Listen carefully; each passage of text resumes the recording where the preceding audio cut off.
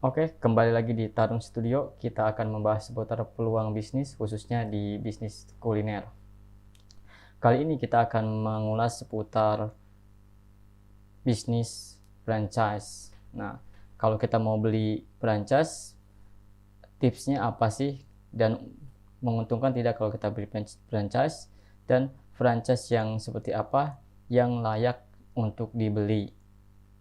Oke, saya membagi 4 poin untuk kita perhatikan sebelum kita membeli franchise atau ketika kita akan membeli franchise.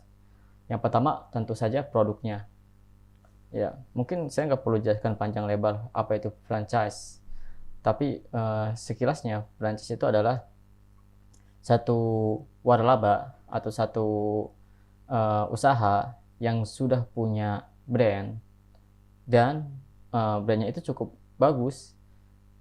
Jadi dia sudah punya produk yang punya brand dan brandnya sudah cukup bagus sehingga brand tersebut punya nilai dan brand itulah yang dijual sebenarnya untuk sama-sama dimiliki oleh orang lain atau orang lain itu berhak menjual produk yang sama dengan brand tersebut sehingga orang yang bisnis franchise itu tidak lagi susah payah untuk membangun brand karena dia brandnya sudah kuat sehingga dia cukup fokus sama sales produk tersebut, fokusnya sama penjualan produk tersebut, tidak lagi fokus pada tentang bagaimana membangun brand. Oke, yang pertama yang harus diperhatikan ketika kita akan membeli franchise adalah pertama produknya. Produknya harus bersifat unik, artinya jangan sampai produknya itu yang sudah sangat umum atau bahkan misalnya untuk apa beli franchise sedangkan produk itu bisa kita buat sendiri gitu. Tanpa keunikan menurut saya percuma membeli franchise karena saya yakin kebanyakan orang yang bisnis franchise tentunya mereka punya produk yang unik, akan tetapi tidak sedikit juga orang yang asal membuat franchise produknya sebenarnya nggak unik-unik banget, produknya pun nggak sulit-sulit amat untuk dibuat dengan sendiri gitu, tapi mereka malah menjadikan produk tersebut sebagai franchise sehingga tidak worth menurut saya untuk dibeli produknya. Jadi produknya pertama harus unik dan punya diferensiasi. Misalnya boleh sama produknya kayak bakso, tapi kalau baksonya itu punya cita rasa yang khas, yang berbeda, diferensiasinya, nah itu bisa dipertimbangkan. Yang kedua atau yang kedua dari produk yang harus dipertimbangkan adalah tentang bagaimana proses produksinya. Artinya terkadang kalau orang yang sudah paham bagaimana cara mengolah produk itu, khususnya makanan atau kuliner dalam hal ini, tentu dia tahu bagaimana cara membuat produk tersebut. Misal produknya minuman, tentu orang itu tahu bagaimana cara membuat minuman tersebut. Nah, akan tetapi yang harus dipertimbangkan adalah jika kita produksi sendiri, apakah itu lebih baik, cost-nya apakah lebih murah, secara waktunya apakah lebih efisien, atau misalnya dengan beli franchise itu kita lebih efisien waktunya dan cost-nya pun seimbang dengan keuntungan yang didapat gitu. Tapi jika misalnya kita buat sendiri, itu sama saja dengan kita beli produk dari franchise tersebut, menurut saya percuma. Karena tujuannya adalah kita membeli produk yang sudah ada brand itu, selain mendapatkan manfaat dari brand yang sudah ada, kita juga berkesempatan, kita juga tidak perlu pusing-pusing memproduksi produk tersebut.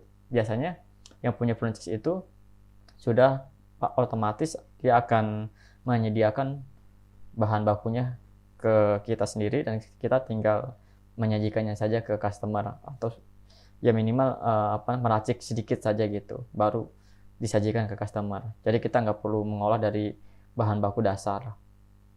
Nah, umumnya seperti itu. Tapi kalau misalkan tadi itu nggak efisien atau sama saja, menurut saya pun itu produk kurang worth it untuk dibeli franchise-nya.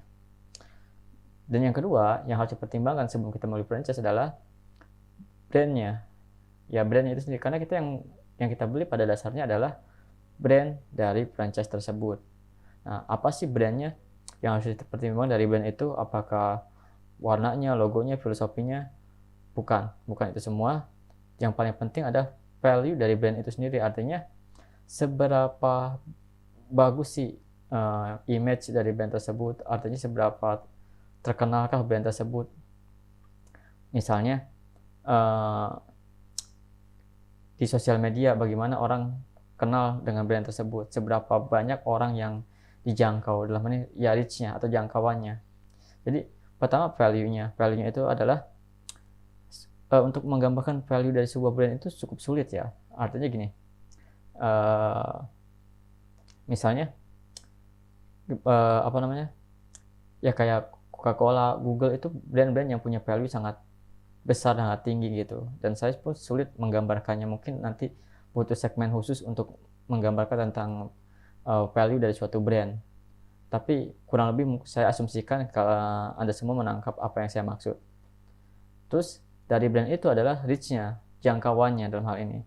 Seberapa besarkah atau seberapa banyakkah orang yang sudah dijangkau oleh brand tersebut. Artinya sudah berapa orang yang tahu atau aware terhadap brand tersebut. Misalnya anggaplah minumannya minuman A. Apakah seberapa luas orang yang tahu bahwa minuman A itu adalah ini. Misalnya dia tahu rasanya, dia tahu kemasannya, dia tahu varian rasanya kalau ada. Nah, tapi kalau orang masih bingung, oh kita minum yuk, kita beli minuman ini. Minuman apa itu? Berarti itu menandakan brandnya itu belum begitu kuat reach-nya, belum begitu luas reach-nya. Nah, beda sebaliknya. Misalnya kalau kita beli minuman Coca-Cola atau Aqua, orang udah pada tahu, nggak perlu dijelaskan lagi. Tapi ketika orang itu bertanya, teman kita bertanya, ketika kita ajak untuk beli suatu barang atau suatu minuman, itu menandakan brandnya itu belum begitu kuat jangkauannya. Nah, sehingga percuma kalau menurut saya kalau Anda membeli brand franchise yang brandnya belum kuat jangkauannya. Artinya Anda juga harus dituntut untuk memperkuat marketing brandnya. Ini sia-sia, padahal maksud dari kita untuk membeli brand itu, membeli franchise itu adalah brandnya sudah kuat, sehingga kita tidak lagi investasi untuk membangun branding atau awareness branding tersebut, karena sudah kuat brandingnya. Yang perlu kita bangun adalah awareness, titik di mana kita menjalankan atau membuka franchise tersebut. Nah, terus yang ketiga adalah support marketing. Ya, banyak juga franchise yang masih mengabaikan support marketingnya ataupun asal-asalan dalam melakukan atau dalam memberikan support marketing, padahal itu sangat penting. Ya, artinya seberapa besar komitmen yang punya brand franchise ini memberikan support marketing. Jangan sampai kita sudah beli brand tapi marketingnya nggak disupport. Ya, artinya kita harus fight sendiri, harus berjuang sendiri gitu untuk memberitahu orang bahwa oh ini brand kita, brand ini kita jualan ini. Nah, ketika kita ada problem, ada masalah, yang pada dasarnya yang punya franchise itu harusnya lebih tahu bagaimana mendekatkan produknya, brandnya kepada pasar atau kepada masyarakat. Nah, kalau kita sendiri yang selaku yang membeli lisensi dari franchise itu nggak perlu tahu filosofinya, nggak perlu tahu. Yang penting yang kita tahu adalah kita beli lisensi, kita bisa jualan, dapat uang. Itu sudah cukup sebenarnya. Makanya nanti ketika beli franchise, support marketing itu adalah kewajiban bagi yang punya franchise, dan perlu juga diperhatikan oleh kita kalau kita mau beli franchise tentang support marketingnya, sehingga kita jangan berjuang seolah-olah itu brand kita sendiri. Lebih baik bangun franchise sendiri kalau begitu. Nah, yang ketiga adalah pasar, tentang pasarnya. Pasar ini maksudnya adalah karakteristik pasarnya. Banyak brand atau franchise yang mana dia punya pasarnya itu sebenarnya sifatnya lokal. Artinya boleh tuh populer banget produk ini, makanan ini di wilayah ini. Tapi ketika itu jauh di luar provinsinya atau di luar daerahnya atau bahkan di luar kotanya, ternyata tidak begitu populer karena masyarakatnya tidak begitu menyukai kekhasan dari produknya tersebut. Nah, ini juga harus diperhatikan. Jadi, apakah brand tersebut atau produk tersebut karakteristik pasarnya sama dengan karakteristik pasar yang ada atau yang menjadi target pasar kita. Contohnya misalnya kita bikin satu produk yang sangat laris di wilayah misalnya perkantoran, ternyata lingkungan kita itu perkampungan, ya, sehingga orang itu nggak tertarik untuk beli produk produk franchise tersebut. Sehingga kalau kita buka atau beli franchise-nya dan buka di wilayah kita, karakteristik pasarnya nggak sama, nggak cocok, akhirnya sia-sia juga gitu. Nah, yang keempat atau yang terakhir mungkin ini tentang harganya, ya, harga dari franchise tersebut. Maka dari tadi, produknya, brandnya itu sangat mempengaruhi harganya, apakah layak, khususnya brandnya ya, apakah dengan brand yang jangkauannya sekian luas sangat layak dengan harga tersebut atau tidak. Menurut saya kalau produk relatif lah, tapi itu juga menjadi salah satu faktor kita untuk mempertimbangkan apakah harga tersebut worth atau tidak.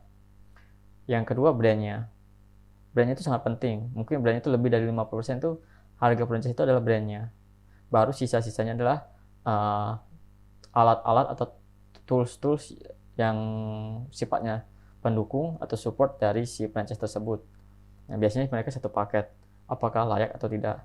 Dan cara untuk membandingkannya adalah kalau kita bangun bisnis yang sama, produk yang sama misalnya, dengan brand kita sendiri, itu dengan kita beli itu worth it atau tidak. Artinya kalau kita bangun sendiri, brand kita sendiri dengan produk yang sama misalnya, cuma brandnya aja yang beda, ya, capek yang kita rasakan, modal yang kita keluarkan, keuntungan yang kita dapat darinya itu sama dengan kita membeli franchise orang lain. Nah, misalnya kita beli franchise 10 juta, kemudian dalam 10 juta itu dalam 1 bulan kita dapat omset 15 juta, artinya profit kita kotornya itu 5 juta. Nah, itu dibandingkan dengan misalnya kita bangun produk sendiri, brand sendiri, semuanya biaya marketing dan segalanya, ternyata total habis juga 10 juta.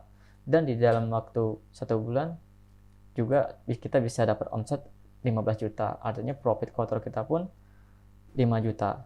Nah, ini kan artinya sama. Nah, kalau sama, menurut saya kita tidak worth it franchise tersebut untuk kita beli.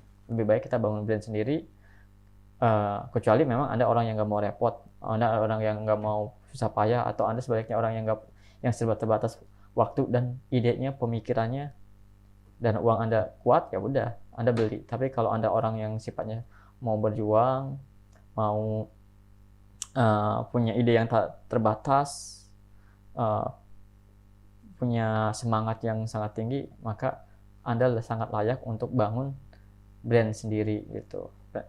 Ketika Anda bangun brand, Anda jangan pikirkan tentang bagaimana nanti Anda memfranchise-kannya. Bangun dulu brandnya, bangun dulu bisnisnya yang sehat, franchise-nya ukuran lain nanti.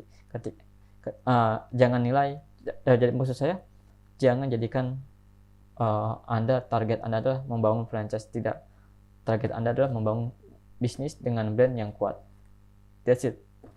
Oke, itu aja pembahasan kita tentang franchise. Kita akan ketemu lagi di video selanjutnya, tentunya tentang peluang usaha di bidang kuliner.